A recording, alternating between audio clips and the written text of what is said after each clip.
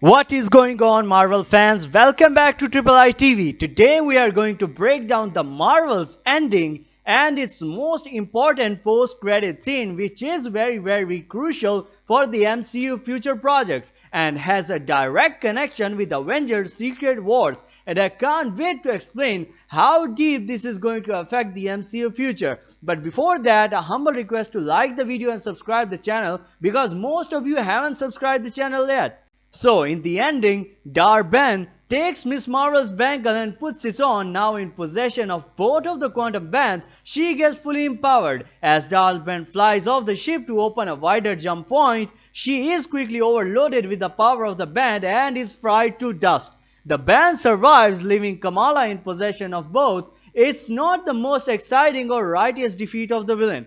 Even though Dar-Ben is defeated, our heroes determine that the hole in the space-time that Dar-Ben opened leads to another universe. They need to figure out how to close it, or else both universes could be destroyed. Monica, who has been gaining and using new abilities during his whole experience, suggests that Carol and Kamala zap her with as much cosmic energy as they can so she can absorb it and use it to close the tear. Monica has to completely close it from the other side. By doing so, leads to her being trapped in another universe.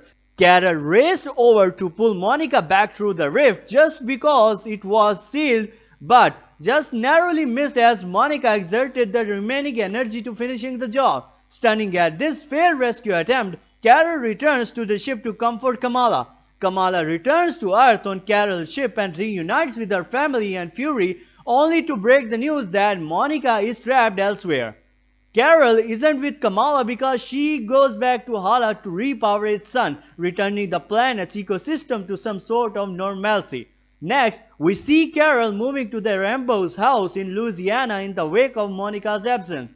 While unpacking, Carol and Kamala get into Maria's two-seater plane and wistfully talk about Carol has been watching the house for the Rambeaus in their stead. Now we will talk about the Young Avengers setup in this movie. Jumping from the scene of Kamala and Carol in Maria's plane, Kamala says that this recent team-up gave her an idea. We cut to a person with a bow and arrow entering in a dark apartment. Is Kate Bishop, and Lucky the pizza dog is also there. And as Kate's hanging up her stuff, a mysterious person in a baseball cap greets her and stands up from a chair. It's Kamala doing her best Nick Fury impression as an Iron Man to invite Kate to start a team of teenage superheroes. She also confronts Cassie Lang, Catherine Newton, Ant-Man's daughter, as a possible recruit. Regardless, the Young Avengers is finally being built out. Kamala is a perfect person to start up the Young Avengers. We are in a postmodern world of the MCU where these superheroes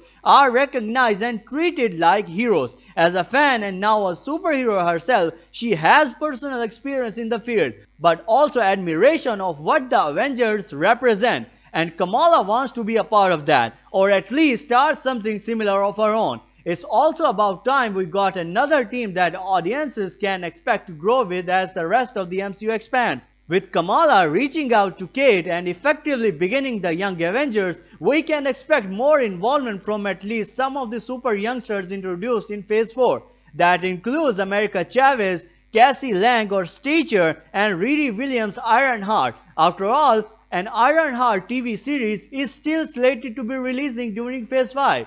It may be a bit more difficult to bring Billy and Tommy Maximoff since in this universe they were created by Wanda's grief and don't really exist. But maybe a breeze can bring those boys from one of the other universes seen in Doctor Strange in the Multiverse of Madness to the MCU. And there are still so many other children and proteges that have yet to be incorporated in meaningful ways into this world, such as Ellie Bradley from The Falcon and the Winter Soldier and Hulk's son Sakaar from She-Hulk Attorney at Law. Now let's talk about the most important scene of the entire movie, the mid-credits scene. Monica wakes up in a hospital bed and looks over to see a younger, cancer-free Maria Rambeau sleeping in a chair beside her bed with a blanket. Monica suits up and starts crying, saying she is sorry for not being there when her mom passed away from cancer complications.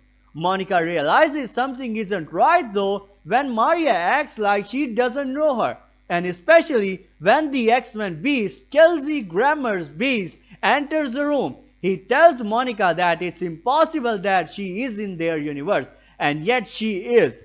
Maria had saved her, presumably after she was lost in the space on the other side of the space-time rift. Maria gets up from the chair and reveals a superhero costume. It's that of Binary, an identity Carol Danvers once used in the comics. We see the familiar X-Men sub-basement doors from the Fox X-Men movies in the background, and the Beast even mentions Professor Xavier. Maria asks Monica who she is, to which an exasperated Monica replies, "Oh shit." That's how the Marvel's mid-credit scene directly ties into the Avengers Secret Wars. We might see Monica Rambeau came back to our main MCU timeline in Avengers Secret Wars Part 1. That's all from this video. Make sure to subscribe to Triple I TV and like the video to stay up to date with the latest MCU news.